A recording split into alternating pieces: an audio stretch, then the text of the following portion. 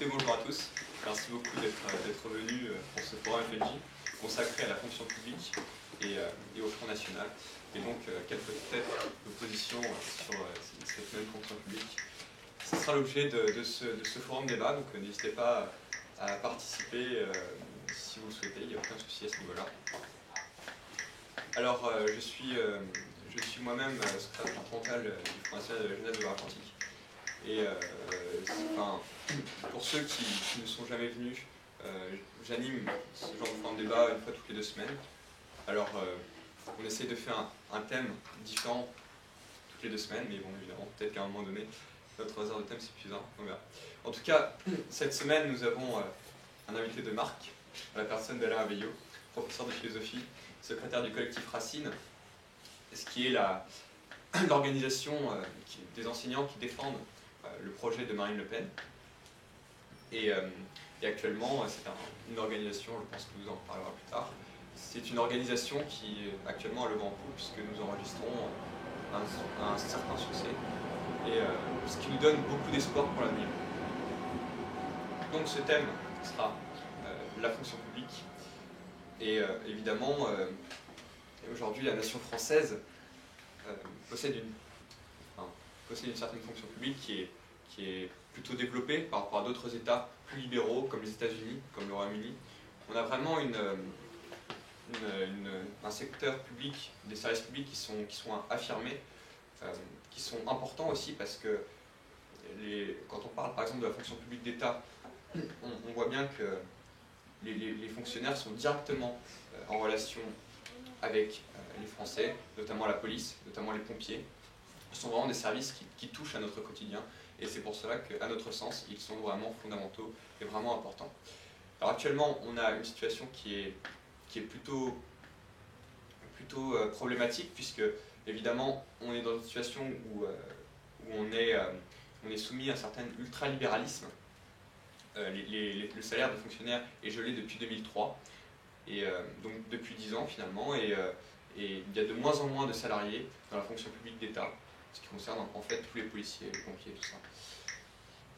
Alors effectivement, cette fonction publique regroupe 5,5 millions de fonctionnaires, c'est-à-dire autant d'emplois, et évidemment elle se divise en trois sous-catégories.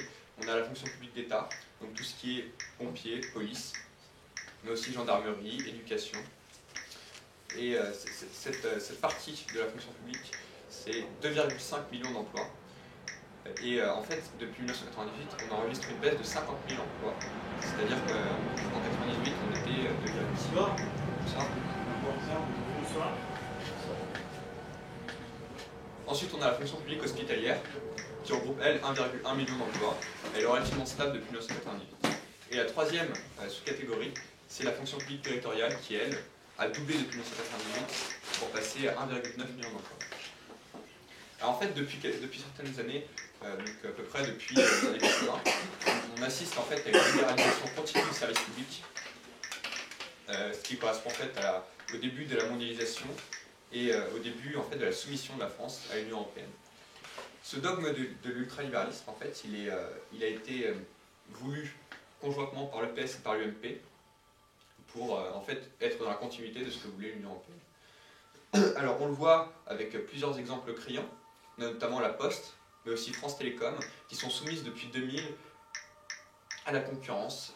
Par exemple, juste pour vous donner un exemple, si on continue à libéraliser le service postal qui est la Poste, eh bien on assisterait à une situation comme en Espagne, où la Poste ne peut plus, les services postaux ne veulent plus transmettre le courrier à des habitations qui sont situées à plus de 200 mètres d'une voie principale.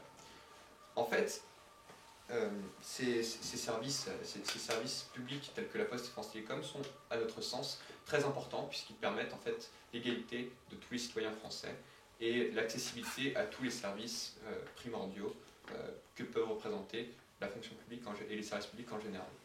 On a aussi un autre exemple assez criant, c'est la perte du numéro associé au renseignement, ce qui était le 12 et ce qui aujourd'hui a été remplacé par tous les numéros qu'on connaît. Ça vous évoquera sûrement quelques exemples, notamment le 118-218. Tous ces numéros-là, eh bien, aujourd'hui font leur apparition et remplacent ce fameux numéro public qui était le 12.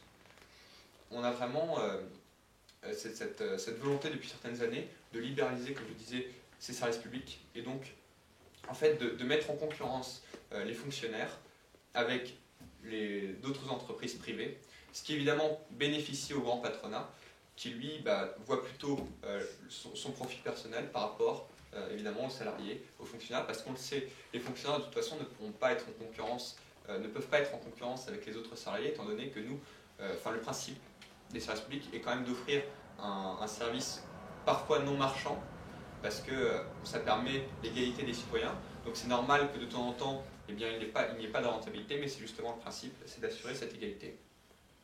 Le service public est délocalisé, ce qui fait qu'en fait on perd de l'emploi pour les Français, notamment au Maroc, en Tunisie, tout ce qui est service de communication eh bien, est de plus en plus délocalisé.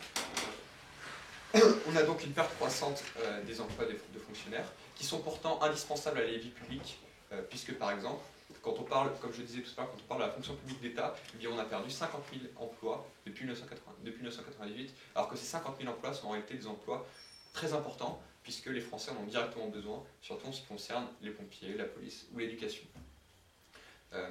Eh bien, en fait, c'est par exemple certaines écoles, certains collèges qui sont en zone rurale, qui sont supprimés parce que justement, eh bien, il n'y avait pas assez d'effectifs. Donc on décide de les supprimer et de rendre ces zones rurales encore plus désertifiées. C'est-à-dire que ce qu'on fait là, c'est un réel abandon de ces zones rurales parce que, en fait, on veut rentabiliser ces services publics. Et donc, on a comme ces gens-là de l'UMP et du PS qui ont gouverné la France depuis des décennies, ont comme vocation cet ultralibéralisme croissant.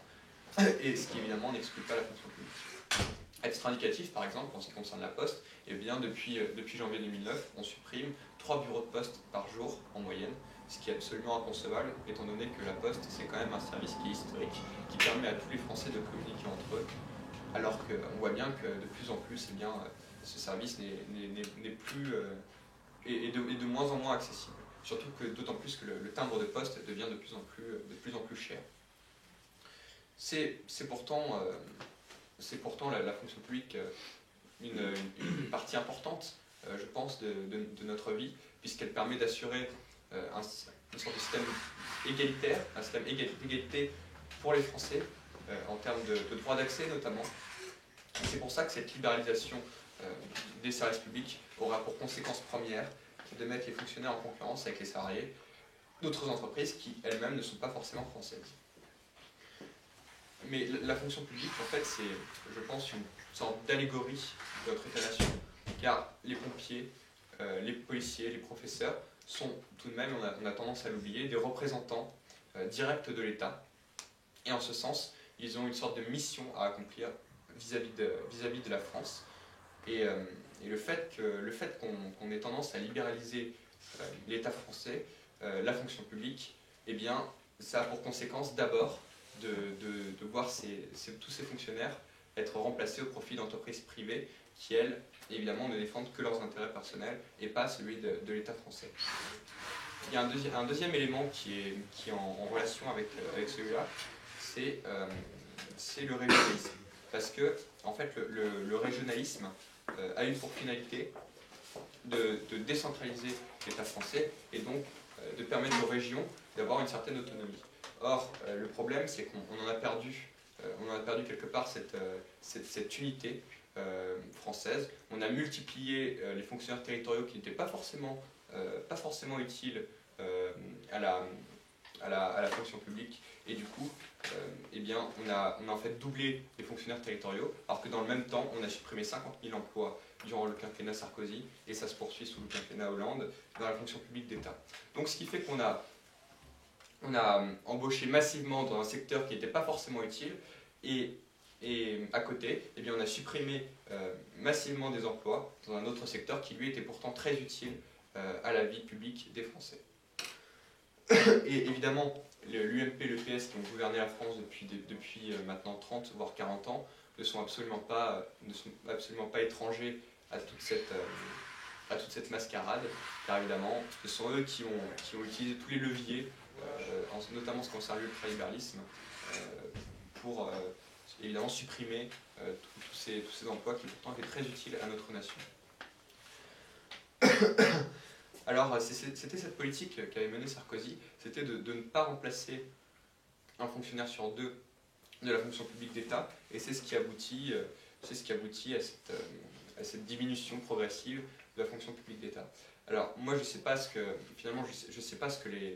qu'ils cherchent avec ça. Est-ce que c'est ce qu'ils cherchent détruire réellement notre fonction publique, nos services publics, nos fonctionnaires, détruire tous ces emplois français, et est-ce qu'ils cherchent à donner à confier en fait nos services publics à des entreprises privées? En tout cas, je crois que ce n'est pas notre volonté au Front National, qui est plutôt une volonté de maintenir en fait les statuts de la fonction publique, et de maintenir en fait les emplois importants de la fonction publique, ces emplois qui sont directement, ces fonctionnaires qui sont directement au service de la nation française, ces fonctionnaires qui font partie de la fonction publique d'État. Donc évidemment, ce que nous voulons, c'est ce maintien des services publics de proximité, parce que les services publics de proximité, c'est ce qui permet aux zones rurales de ne pas être oubliées, ce qui a tendance à être le cas. Aujourd'hui, on assiste à une certaine, on assiste à un certain soutien des zones urbaines de la part des partis qui nous gouvernent, et en fait, on a tendance à oublier très largement ces zones rurales, qui pourtant sont très importantes parce qu'elles concentrent des Français qui sont parfois isolés et qui, je pense, n'ont pas mérité d'être oubliés comme cela. Et c'est pour ça que tout ce qui est gendarmerie de proximité, eh bien, sont à mon avis des postes importants, puisqu'ils permettent de ne pas oublier ces gens-là, et aussi et surtout de les traiter sur un pied d'égalité par rapport aux autres. Et c'est ce qui permet donc l'égalité des citoyens français. Mais conserver aussi notre fonction publique, c'est aussi protéger nos acquis sociaux, parce que nos acquis sociaux, c'est aussi ce qu'on a mis beaucoup de temps à avoir, c'est ce qui permet d'avoir une certaine égalité entre les Français les plus riches et les Français les moins aisés. C'est ce qui permet aussi d'avoir une égalité d'accès à tous les secteurs, à tous les secteurs les plus importants, tels que la sécurité, tels que la santé aussi, et c'est ce qui permet en fait de ne pas être dans le besoin. Mais il y a quand même un autre aspect, c'est que les fonctionnaires, je pense, doivent quand même être français, car évidemment, eh bien, je vois mal un État tel que la France être représenté par des fonctionnaires qui ne défendent pas l'État français, ce qui paraît quand même être un minimum. De la même manière, nos énarques, je pense, doivent exclusivement être français et défendre la nation française, parce qu'ils sont quand même les représentants de notre État, et ça me paraît être la moindre des choses. Donc oui, cette situation, on la retrouve aussi dans les transports en commun. Aujourd'hui, je pense que Johan, qui est contrôleur à la TAN, pourra vous en parler. Assurer aussi les services publics, la fonction publique dans les transports en commun, c'est aussi permettre à tous les Français d'être traités sur un pied d'égalité dans ce domaine-là aussi, et de ne pas voir cette libéralisation des services publics arriver, et donc de ne pas voir par exemple son billet de tram exploser sous prétexte qu'on n'est pas dans un secteur qui rapporte, ce qui est quand même, je pense, là aussi le minimum. Mais là où on peut agir aussi, ça serait en luttant contre le chômage des seniors, parce que je vous rappelle quand même que le chômage des seniors est de plus en plus élevé. Donc pour des emplois de fonctionnaires qui demandent une faible qualification, je pense qu'il peut être important, pourquoi pas, de réserver un emploi sur 3 à quelqu'un qui aura plus de 45 ans et qui serait issu du privé et qui ne parviendrait pas à retrouver de l'emploi. Donc si vous voulez, je peux laisser la parole à Johan qui pourra nous parler de la TAN. Donc, je suis contrôleur depuis 1 an, en attendant de devenir conducteur. Donc j'ai remarqué pas mal de choses pendant cette année. Donc c'est le problème du gratuit, en fait, du tout gratuit. Donc en fait, les gens en fait sont demandeurs, les clients sont demandeurs en fait d'un système gratuit qui était impossible. En fait, il y a eu des essais déjà dans certaines communes, dans certains réseaux de France, où ça n'a pas du tout fonctionné, puisque quand c'est gratuit, justement, la clientèle ne respecte pas. Et il n'y a pas plus de fréquentation, pareil. Il y a plus de fréquentation, la clientèle ne respecte pas, donc forcément il y a des incidents, ça crée pas mal de malaise, donc déjà qu'il y en a pas mal à Nantes. Maintenant, bon, ce qu'il y a à Nantes, c'est un système en fait, de gratuité pour les personnes donc, demandeurs d'emploi, faibles revenus, etc.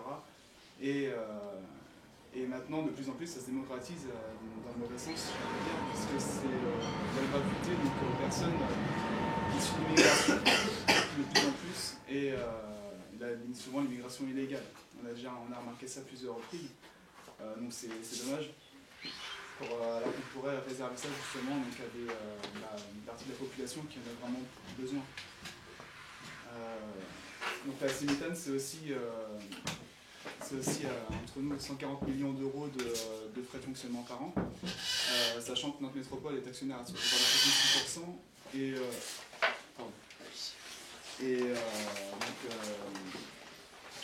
apporte au capital donc, à 90 millions d'euros par an. Rien que pour les frais de fonctionnement, sans compter les titres gratuits qui sont payés forcément par notre métropole. J'ai pas eu le chiffre exact de ces cartes gratuites, le montant exact et le nombre qui tourne en fait sur le réseau. On m'a dit c'est politique, voilà, on ne sait pas. Donc c'est ce qu'on m'a répondu. Donc maintenant, je pense qu'il y a un malaise, il y a quelque chose à voir. Nantes Métropole, c'est pas. Bon, la Cimétane, forcément, c'est le transport en commun nantais, c'est une institution, comme dans toutes les grandes métropoles. Maintenant, il ne faut pas que ça devienne. Je veux dire, payer pour avoir un transport, ça me paraît normal. On paye pour une voiture, on s'achète un vélo, donc tous les moyens de transport sont payants. Maintenant qu'on demande à ce que ça devienne gratuit, c'est pas normal. Enfin, après, c'est une opinion, mais.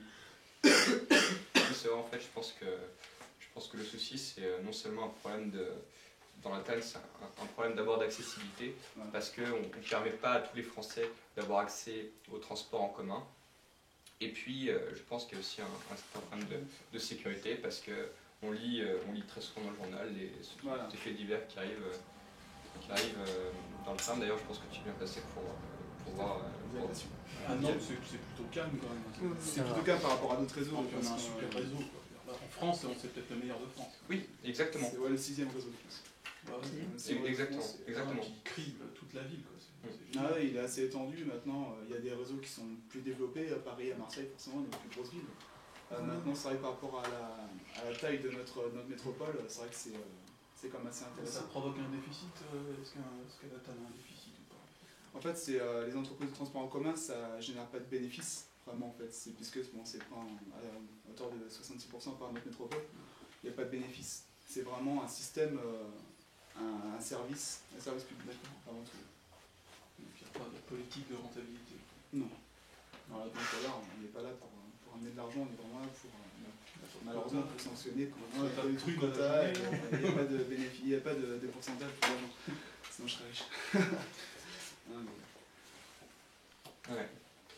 Ouais, non, mais c'est vrai que de toute façon, c'est forcément un service qui est important pour, je pense, surtout aux Français, aux Nantais qui habitent à la périphérie de Nantes et qui n'ont absolument aucun moyen de se rendre en centre-ville, en fait. Ouais, et moi, je pense qu'un billet à 1,50 €, à mon avis, ça peut être un tarif qui peut être assez élevé, surtout pour certains ménages ayant un revenu relativement faible qui habitent à la périphérie. C'est pour ça que la gratuité, là, initialement, un tarif social, ils incluent la gratuité dans la tarification sociale qui est maintenant obligatoire dans la plupart des services publics, comme EDF ou autres. Maintenant, la tarification sociale, c'est pas la gratuité. Je pense qu'il y a quand même une différence, comme ça ne doit pas être confondu. Ouais. Votre position, c'est qu'il est important qu'il y ait quelque chose qui soit payé dans tous les cas. Voilà, c'est ça. Dans tous les cas, à hauteur des possibilités de la personne. Maintenant, c'est vrai que les faibles revenus à 1,50 €, comme vous dites, c'est important, mais il doit quand même. C'est parfaitement légitime, et puis ça s'entend au titre. Il doit contribuer, je pense. D'un point de vue juridique, ça s'entend parfaitement, c'est un principe constitutionnel, la faculté contributive, de toute façon. Donc, c'est vrai. Non, mais c'est vrai que par exemple le transport en commun, c'est au même titre que la SNCF, hein, à Nantes, la TAN, c'est un service qui, à mon avis, doit permettre l'égalité en termes d'accessibilité de tous les Français. Et c'est pour ça que je pense qu'à terme, la libéralisation des services publics peut amener à ce genre de problème. D'ailleurs, je crois que c'est le PS qui voulait, il y a quelques années, libéraliser la SNCF et voir apparaître des réseaux privés. Et en fait, ces mêmes réseaux privés auraient pour finalité de faire monter les prix dans les secteurs les moins rentables. C'est-à-dire qu'en fait, ces secteurs les moins rentables représentant pour eux les zones les plus éloignées en fait. C'est-à-dire qu'on aurait des billets de train qui exploseraient littéralement dans les zones rurales. Et du coup, on aurait comme conséquence, là encore, une désertification des zones rurales.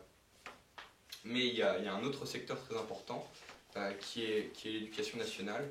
Et là, je crois qu'Alain saura vous en parler mieux que moi. Ben, je ne vais pas parler de ça déjà, mais notamment parce que donc j'interviens notamment à titre de secrétaire du collectif Racine qui s'est monté récemment et dont on parle un peu, sinon beaucoup même, partout depuis quelques jours, donc je vais en dire un mot. Mais avant de commencer, je voudrais tout de même remercier le Front National de la Jeunesse 44 de m'avoir invité à ce forum, et particulièrement Arnaud. Par ailleurs, je sais quelle est votre vigueur militante aux uns et aux autres. Je vois les affiches, les photos de vos collages d'affiches, de vos tractages, et bien sûr, tout cela donne absolument foi en l'avenir, en notre avenir d'abord en tant que parti politique, mais aussi foi dans l'avenir de la France. Donc j'interviens au titre de collectif du secrétaire du collectif Racine, dont je vais dire quelques mots pour commencer. Le collectif Racine, c'est un collectif d'enseignants qui s'est monté en fait par étapes, qui a commencé à se monter en réalité aux alentours du printemps dernier, qui est associé au Rassemblement Bleu Marine et qui a vocation, en fait, sa vocation est double, qui a une première vocation, c'est de faire entendre aux enseignants de France qu'il y a des enseignants patriotes qui entendent redresser l'école et qui ont parfaitement identifié dans le programme du Front National ce qui permettra ce redressement. Ça, c'est une première finalité que nous avons. Alors bien sûr, la question nous est souvent posée. J'ai donné beaucoup d'interviews ces derniers temps, puisque donc on connaît un certain succès. Il ne s'agit pas pour nous de faire le moins de prosélytisme sur nos lieux d'exercice. Bien entendu, nous sommes scrupuleusement attachés au principe de neutralité politique. Et j'ajouterai de façon un peu maligne, nous, parce que nous savons bien que ce n'est pas le cas de tous les enseignants, et particulièrement de ceux qui abondent et qui se situent à la gauche ou à l'extrême gauche, qui ne sont pas neutres politiquement. Donc nous sommes scrupuleusement attachés à ce principe de neutralité politique.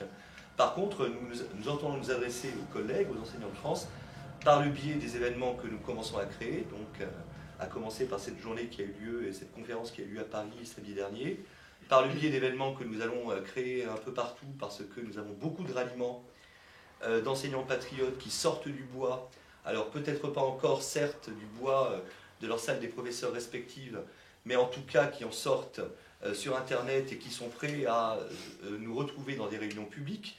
Donc nous allons les rencontrer.